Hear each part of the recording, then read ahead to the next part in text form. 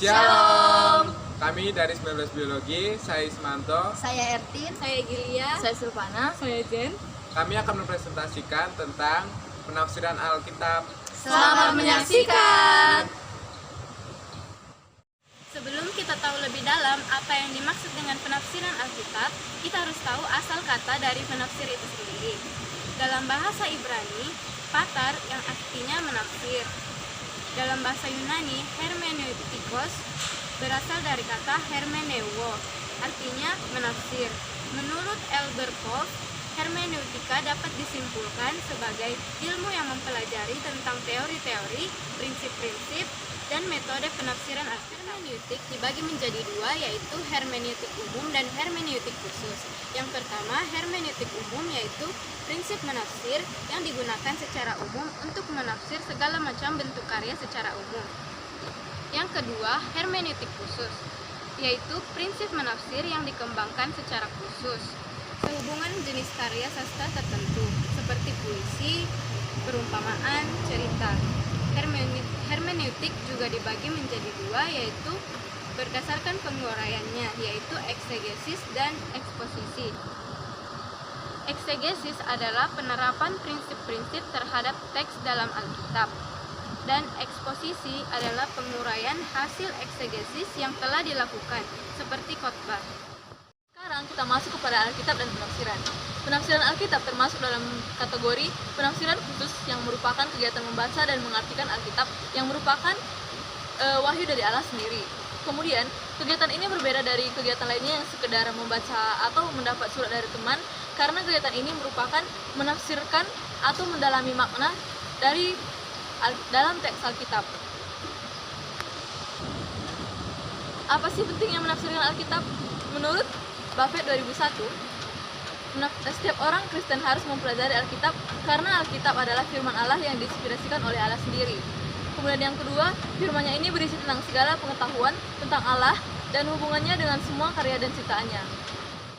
Selanjutnya adalah tujuan mempelajari hermeneutik. Tujuan mempelajari hermeneutik adalah yang pertama adalah sebagai ilmu. Nah, hermeneutik ini memungkinkan manusia untuk dapat memahami apa yang dituliskan di dalam Alkitab sesuai dengan apa yang dimaksudkan oleh para penulisnya. Yang kedua adalah tujuan aplikasi. Jadi setelah kita mendapatkan pengertian dari Alkitab tersebut, kita dapat menempatkannya pada konteks kehidupan kita yang sekarang, sehingga kita dapat lebih memahami lagi arti dari Alkitab tersebut. Yang ketiga adalah untuk pertumbuhan rohani. Jadi pengertian dan aplikasi yang telah kita terapkan tersebut membantu kita untuk mengalami pertumbuhan secara rohani. Yang keempat adalah tindakan preventif, atau yang dimaksud juga sebagai tindakan untuk kita dapat menghindari. Maksudnya menghindari adalah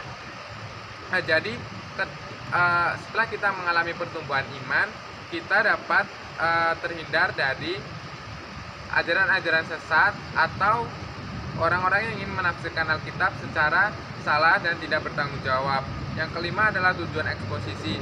Nah, tujuan ini adalah kita dapat menguraikan hasil eksegesis yang telah dilakukan dengan salah satu contohnya adalah dengan berkhotbah. Masalah-masalah yang dapat mempengaruhi proses penafsiran Alkitab. Yang pertama yaitu tidak satupun bagian di dalam Alkitab semula yang dimaksudkan untuk membaca pada atau penafsir masa kini. Jadi maksudnya adalah Alkitab dulunya ditulis oleh orang-orang pada zaman dahulu, dan tujuan seperti yang kita lihat dalam Alkitab, contohnya surat Korintus, dalam pembukaannya itu dikatakan bahwa surat untuk jemaat Korintus.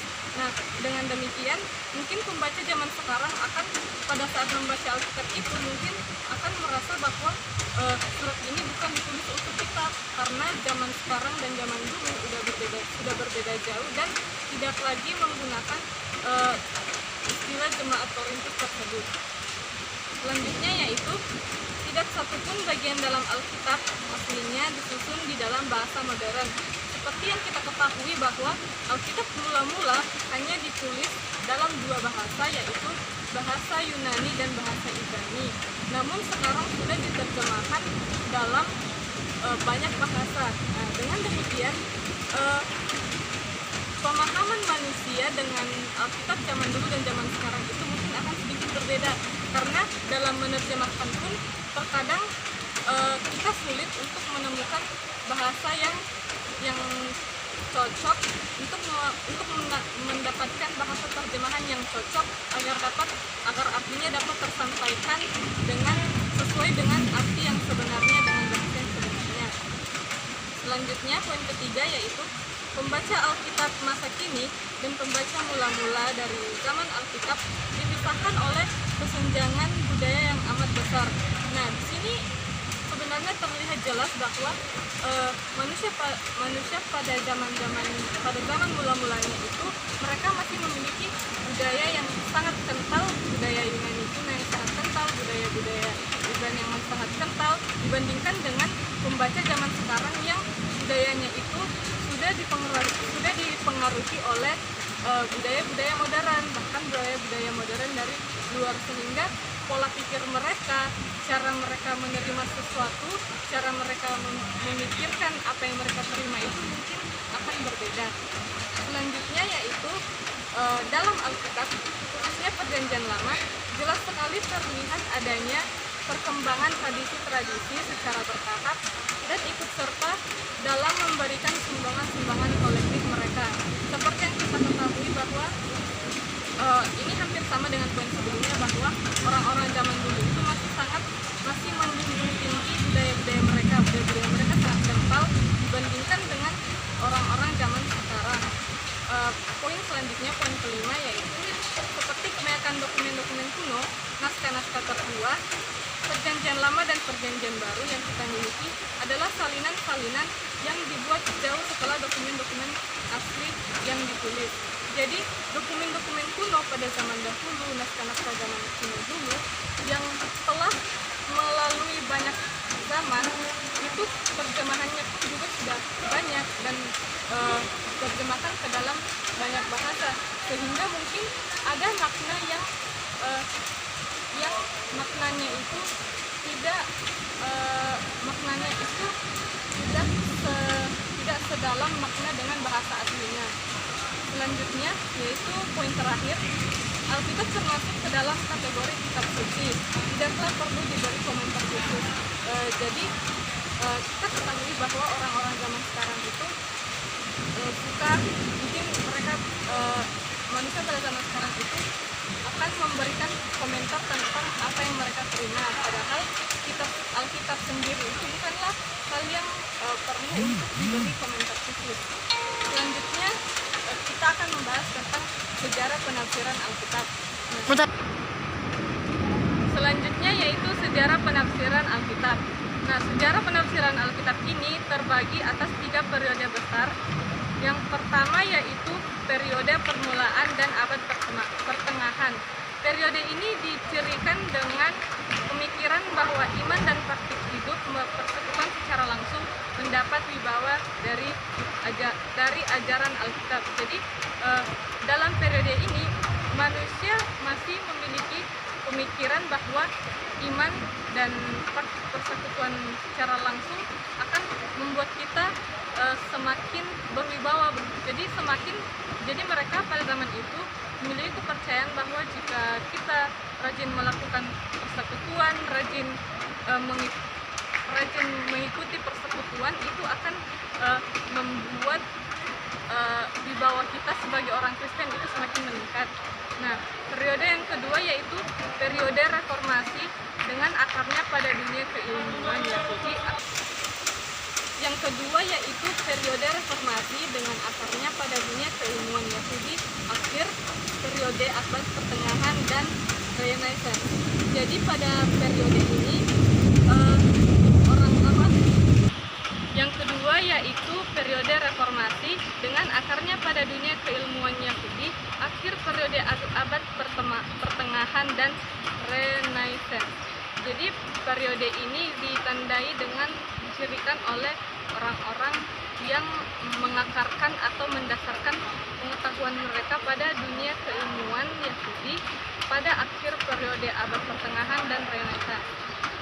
Yang ketiga yaitu periode modern atau periode sekarang yang dicirikan oleh upaya untuk menentukan menentukan dengan jelas metode-metode dan program-program penafsiran. Jadi pada zaman modern ini manusia sudah mulai menentukan dengan jelas metode-metode dan dan langkah-langkah atau cara-cara yang bisa dilakukan agar dapat melakukan penafsiran dengan baik dan benar. Seperti yang kita ketahui tadi, bahwa penafsiran Alkitab itu merupakan hal yang penting dan tidak boleh dilakukan sembarangan. Oleh karena itu, dalam proses kita melakukan penafsiran Alkitab, ada beberapa hal yang perlu diperhatikan. Kelompok kami merampungkan beberapa hal ini, yaitu yang pertama, mempertimbangkan konteks. Meskipun Alkitab memuat cerita sejarah, puisi, syair, namun perlu kita ingat bahwa Alkitab itu melebihi dari buku-buku lain. Isi dari Alkitab merupakan kompleks dan kadang melebihi oleh akal manusia. Oleh karena itu, penafsiran Alkitab sangat penting diperhatikan konteks apa yang sedang ingin diangkat dari sebuah cerita tersebut. Poin yang kedua adalah korelasi interpretasi. Ketika kita menafsirkan Alkitab dan membawanya ke kehidupan kita sehari-hari, kita bukan membandingkan Alkitab dengan apa yang kita ketahui atau membandingkan Alkitab dengan kitab-kitab lain. Yang perlu kita perhatikan di sini adalah Alkitab menjadi titik acuan kita sehingga kita dapat mengembangkan pengetahuan kita, wawasan kita, sehingga benar-benar apa yang kita miliki itu adalah sesuai dengan keinginan Tuhan.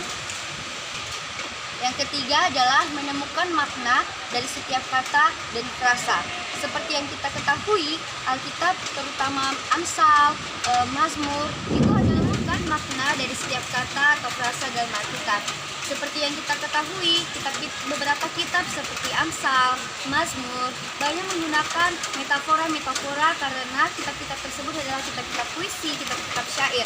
Oleh karena itu, ketika kita menafsirkan Alkitab, kita perlu memahami setiap makna yang tersirat di balik kata tersebut. Sehingga ketika kita menafsirkan, arti penafsiran kita tidak salah atau tidak sesat.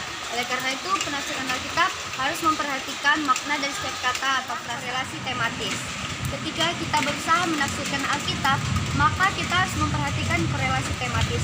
Apa sih korelasi tematis? Korelasi tematis itu adalah hubungan antara satu ayat dengan ayat yang lainnya. Hal ini perlu diperhatikan karena dengan melihat adanya hubungan antara ayat yang pertama dengan ayat yang kedua, kita dapat melihat sebenarnya apa tujuan besar dari satu perikop misalnya. Oleh karena itu, ketika kita menafsirkan Alkitab, kita penting sekali mengetahui korelasi tematis yang dimuat dalam cerita yang sedang kita baca. Terakhir, yang kelompok kami rangkum adalah melakukan konsultasi. Penafsiran Alkitab tentunya adalah sebuah kegiatan yang penting. Oleh karena itu, kita perlu melakukan konsultasi dengan orang yang lebih memahami isi Alkitab. Dengan melakukan konsultasi, kita dapat memastikan apa yang telah kita tafsirkan tersebut adalah benar-benar sesuai dengan konteks dan tidak lari, dan sehingga kita tidak mengajarkan suatu hal yang sesat kepada pembaca nanti atau pendengar.